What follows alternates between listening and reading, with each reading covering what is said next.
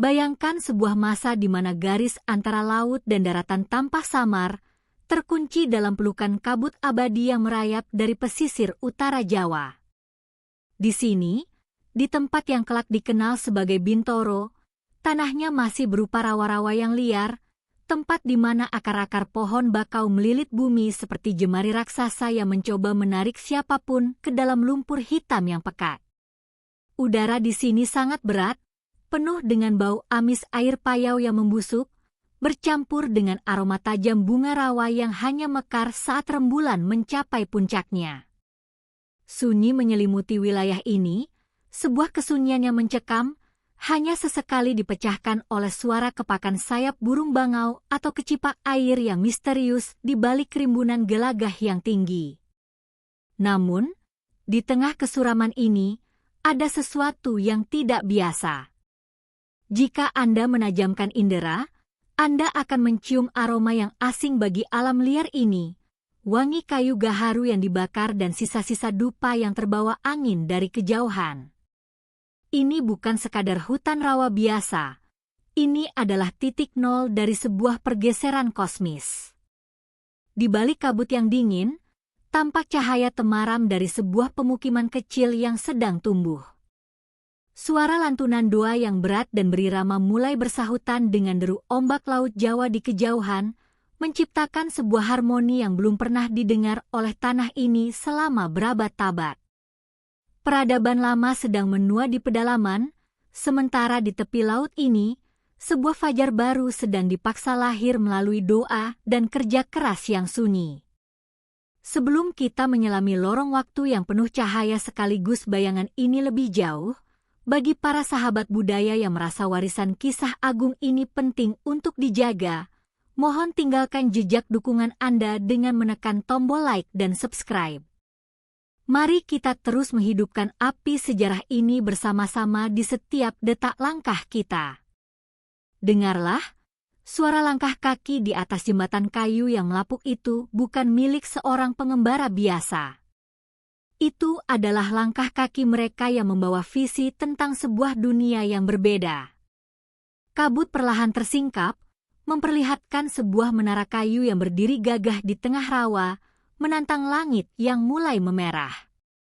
Kita tidak sedang sekadar melihat berdirinya sebuah kerajaan, kita sedang menyaksikan transisi spiritual sebuah bangsa. Tutup mata Anda, rasakan dinginnya udara pagi yang menusuk tulang, dan bersiaplah untuk masuk ke dalam masa di mana sebilah keris harus bersanding dengan tasbih, dan sebuah mahkota harus tunduk pada kehendak langit. Kisah ini tidak dimulai di atas singgasana emas, melainkan dari sebuah kerinduan dan identitas yang terbelah di tanah pengasingan. Jauh sebelum ia menyandang gelar sultan, ia hanyalah seorang pemuda bernama Raden Patah, seorang putra yang lahir dari rahim seorang putri Tiongkok, terasing dari kemegahan istana Majapahit yang merupakan hak darahnya. Bayangkan masa kecilnya di Palembang, di bawah pengawasan Arya Damar, di mana ia setiap hari menatap ke arah samudera, merasakan tarikan gaib dari tanah leluhurnya di Jawa. Ia tumbuh dalam persimpangan budaya, bahasa Mandarin yang halus, tradisi maritim Sumatera yang keras, dan darah bangsawan Majapahit yang mengalir panas dalam nadinya. Raden Patah bukan sekadar pangeran yang manja, ia adalah pencari kebenaran yang tak kenal lelah. Di tengah gemuruh perdagangan pelabuhan, ia lebih sering ditemukan di pojok-pojok sunyi, mendengarkan para ulama bercerita tentang keadilan dan kesetaraan di bawah satu Tuhan. Bau debu dari naskah-naskah tua dan aroma lada yang memenuhi gudang-gudang pelabuhan menjadi latar belakang pendewasaannya. Ia merasakan sebuah kekosongan yang tak bisa diisi oleh harta atau gelar. Hingga suatu malam, sebuah bisikan takdir membawanya melintasi lautan luas, kembali ke tanah Jawa, bukan untuk menuntut harta, melainkan untuk mencari bapa spiritualnya, Raden Rahmat atau Sunan Ampel. Perjalanannya menyeberangi Laut Jawa adalah sebuah ziarah batin yang penuh risiko. Bayangkan kapal kayunya terombang-ambing di tengah badai, di mana air laut yang asin membasahi wajahnya yang tegar. Sesampainya di Jawa, ia tidak langsung menuju pusat kekuasaan. Ia memilih untuk menghilang di antara kerumunan rakyat jelata, belajar menanam padi, dan merasakan bagaimana tangan-tangan petani yang kasar menggantungkan harapan pada bumi. Di bawah bimbingan Sunan Ampel, ia belajar bahwa kepemimpinan sejati tidak dimulai dari pedang, melainkan dari kemampuan untuk menaklukkan ego sendiri. Tugas pertamanya sungguh berat dan tak terduga. Ia diperintahkan untuk membuka lahan di sebuah hutan rawa yang dikenal angker dan tak berpenghuni bernama Gelagahwangi. Bayangkan Raden Patah, seorang putra raja, memegang kapak dengan telapak tangan yang mulai lecet dan berdarah, menebas semak belukar di bawah terik matahari yang menyengat. Setiap ayunan kapaknya bukan hanya merobohkan pohon, tetapi juga meruntuhkan kesombongan darah bangsawan dalam dirinya. Bau keringat, lumpur rawa yang menusuk hidung, dan gigitan nyamuk hutan menjadi saksi bagaimana sebuah imperium dimulai dari setapak tanah yang dibersihkan dengan penuh tawakal. Di rawa yang berbau gelagah itulah, benih pertama Demak ditanam, sebuah asal-usul yang misterius, jauh dari gemerlap emas, namun sangat dekat dengan urat nadi bumi. Bayangkan sebuah transformasi yang menentang nalar manusia. Hanya dalam hitungan musim, rawa-rawa Gelagahwangi yang dulunya hanya dihuni oleh suara katak dan hantu-hantu hutan, kini telah berubah menjadi sebuah kota yang berdenyut dengan energi yang luar biasa. Di bawah kepemimpinan Raden Patah yang telah matang oleh tirakat, Demak tumbuh menjadi magnet bagi jiwa-jiwa yang haus akan harapan baru. Rasakan perubahan suasananya, udara tidak lagi didominasi oleh bau busuk lumpur, melainkan oleh harum kayu jati yang baru diketam dan aroma masakan dari dapur-dapur umum yang tak pernah berhenti mengepul. Suara kapak yang menebas hutan kini digantikan oleh suara gergaji yang membelah kayu-kayu raksasa untuk membangun Masjid Agung, sebuah monumen yang akan menjadi jantung dari seluruh pergerakan ini. Visualisasikan kemegahan yang sederhana namun sangat berwibawa. Masjid Agung Demak berdiri dengan atap tumpang tiga yang menjulang, sebuah arsitektur yang menghormati masa lalu namun bernapaskan tauhid yang murni. Di dalamnya, suasana begitu sejuk meskipun matahari di luar membakar pesisir. Lantai ubin yang dingin menyentuh telapak kaki para musafir, sementara pilar-pilar kayu raksasa, termasuk Sakatata legendaris yang konon disusun dari serpihan kayu oleh Sunan Kalijaga, berdiri sebagai simbol persatuan. Disinilah, setiap malam, cahaya pelita minyak jarak memantul di wajah-wajah para wali songo yang berkumpul. Mereka bukan sekadar ulama, mereka adalah arsitek peradaban. Suara bisikan diskusi mereka tentang strategi dakwah dan tata krama bernegara menyatu dengan suara ombak yang menghantam dermaga, menciptakan sebuah frekuensi yang mampu menggetarkan hingga ke pedalaman Majapahit. Demak kini telah menjadi pusat keemasan baru. Pelabuhannya dipenuhi oleh kapal-kapal dagang dari Gujarat, Malaka, hingga Tiongkok, membawa sutra, porselen, dan ilmu pengetahuan. Namun, kekayaan Demak bukan pada tumpukan emasnya, melainkan pada kemampuannya menyatukan hati rakyat jelata yang selama ini merasa terasing. Di pasar-pasar Demak, Anda tidak lagi melihat kasta yang membatasi interaksi. Seorang bangsawan bisa duduk makan bersama seorang nelayan di tepian sungai. Inilah keajaiban yang sebenarnya, sebuah revolusi sosial yang tenang namun mematikan bagi tatanan lama. Demak adalah mercusuar bagi Nusantara, sebuah kota yang lahir dari lumpur namun memiliki mimpi untuk menyentuh langit, sebuah kemegahan yang dibangun di atas fondasi kerendahan hati dan sujud yang panjang. Namun, sejarah selalu memiliki sisi gelap yang mengintai di balik cahaya yang paling terang. Saat Demak semakin bersinar, bayang-bayang di istana Majapahit semakin memanjang dan mencekam. Raden Patah kini berada di titik yang paling menyiksa dalam hidupnya, sebuah dilema moral yang mampu merobek jiwa. Di satu sisi, ia adalah seorang sultan yang memikul amanah para wali untuk menegakkan tatanan baru. Di sisi lain, ia adalah seorang putra yang masih memiliki ikatan darah dengan Prabu Brawijaya, sang penguasa tua di pedalaman. Bau dupa yang dibakar di Keraton Lama mulai tercium sebagai bau ancaman, dan surat-surat diplomatik yang dikirimkan tidak lagi membawa salam, melainkan desas-desus tentang pemberontakan dan ketidakpuasan. Benih konflik mulai tumbuh subur di antara dinding-dinding kayu yang megah. Pengkhianatan bukan datang dari musuh yang jauh, melainkan dari sisa-sisa dendam lama yang belum tuntas. Ada faksi-faksi yang tidak rela melihat tradisi leluhur digantikan oleh nilai-nilai baru.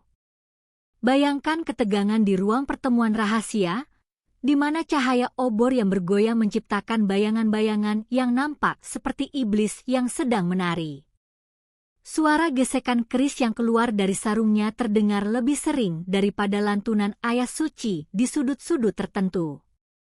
Raden Patah merasakan beratnya mahkota yang kini terasa seperti lingkaran api. Ia harus memilih, menghancurkan akar sejarahnya sendiri demi masa depan, atau membiarkan masa depan itu mati sebelum berkembang karena rasa hormat pada masa lalu. Ujian ini semakin memuncak ketika pengaruh kekuatan asing mulai merayap ke perairan Nusantara.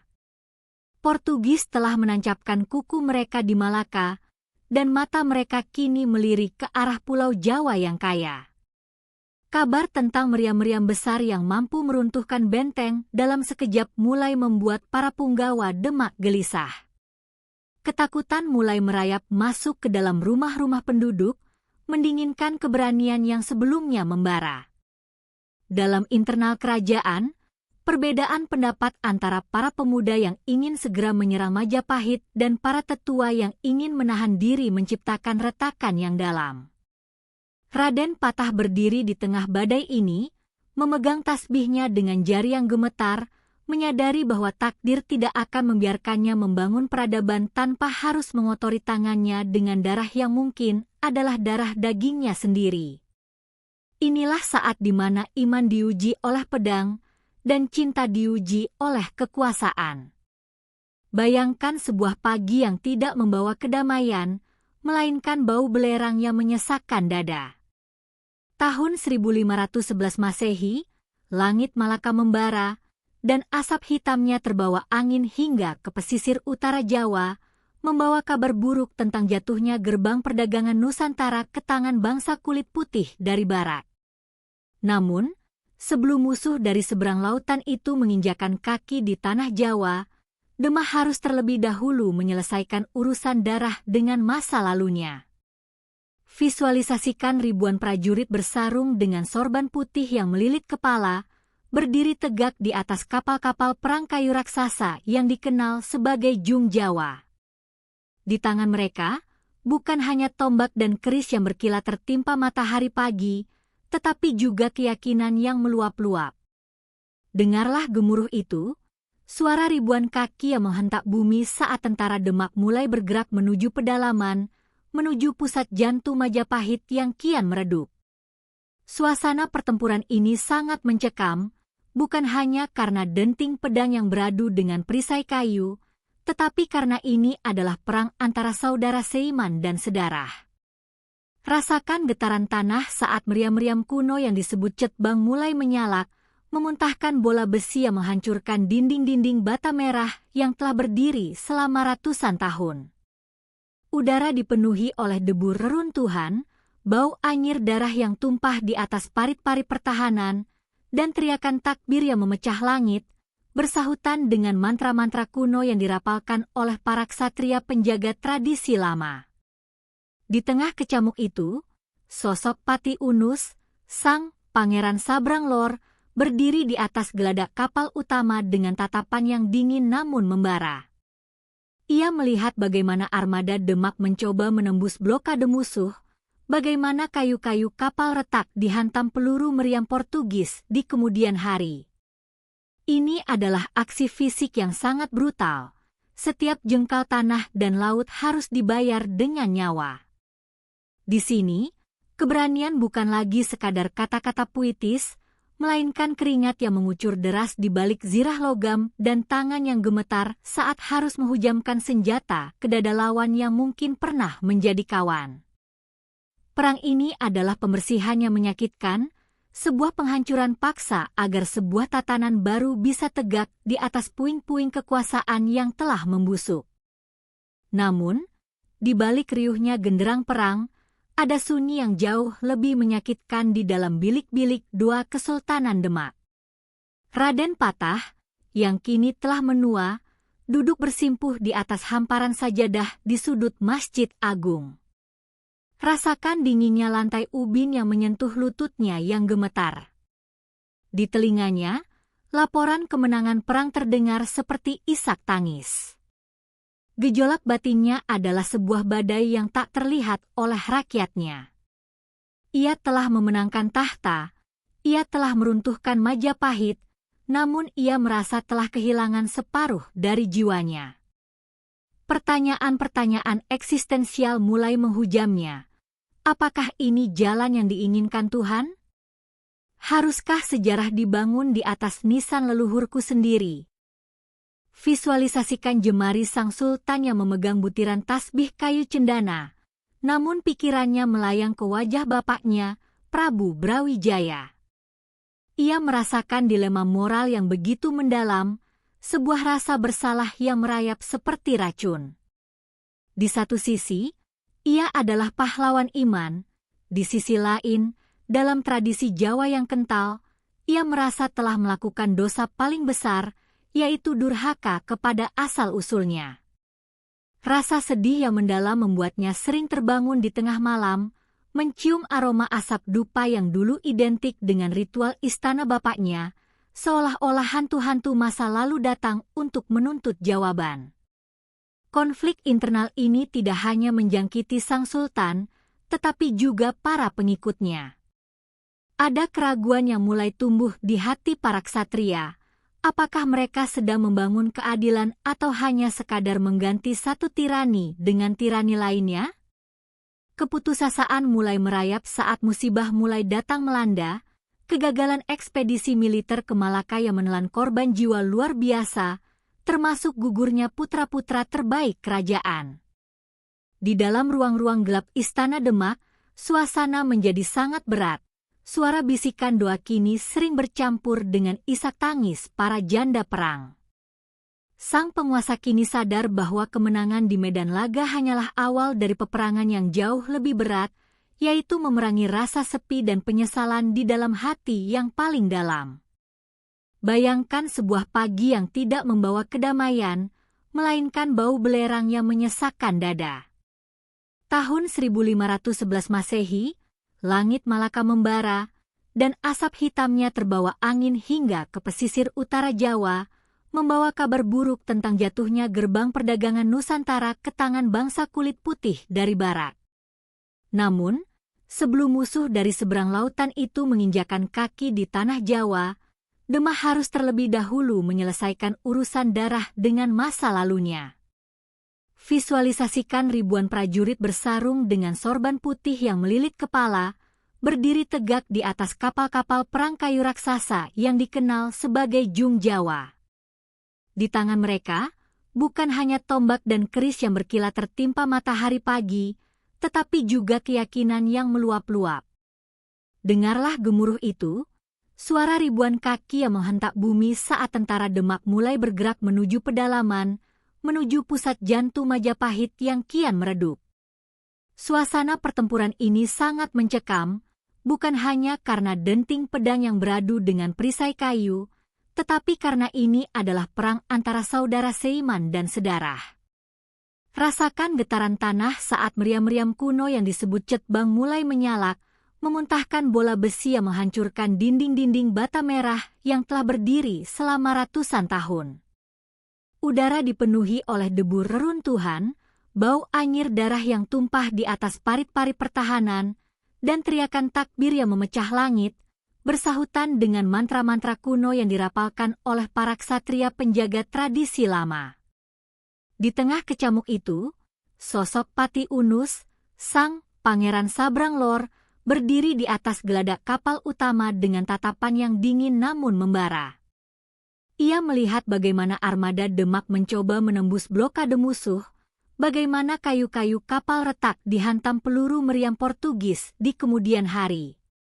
Ini adalah aksi fisik yang sangat brutal. Setiap jengkal tanah dan laut harus dibayar dengan nyawa. Di sini, keberanian bukan lagi sekadar kata-kata puitis, melainkan keringat yang mengucur deras di balik zirah logam dan tangan yang gemetar saat harus menghujamkan senjata ke dada lawan yang mungkin pernah menjadi kawan.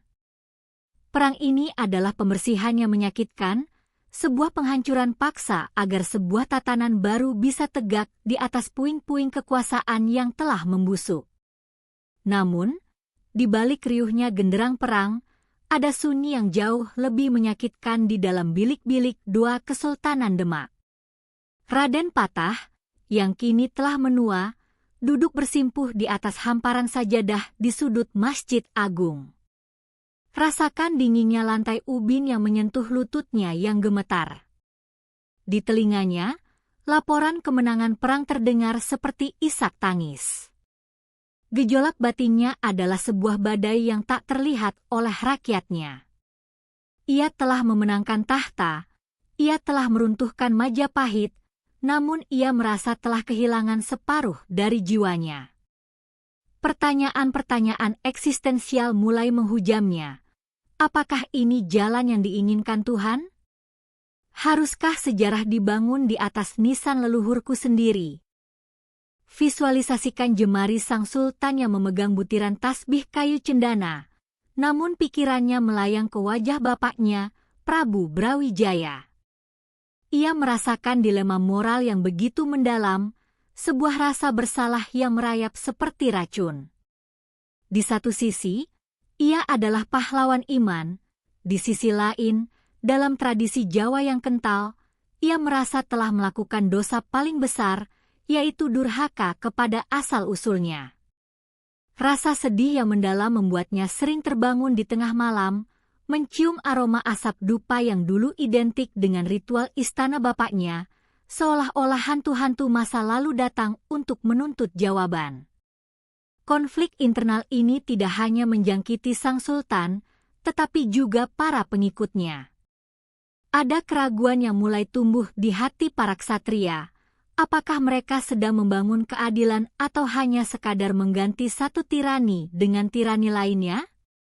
Keputusasaan mulai merayap saat musibah mulai datang melanda, kegagalan ekspedisi militer ke Malaka yang menelan korban jiwa luar biasa, termasuk gugurnya putra-putra terbaik kerajaan.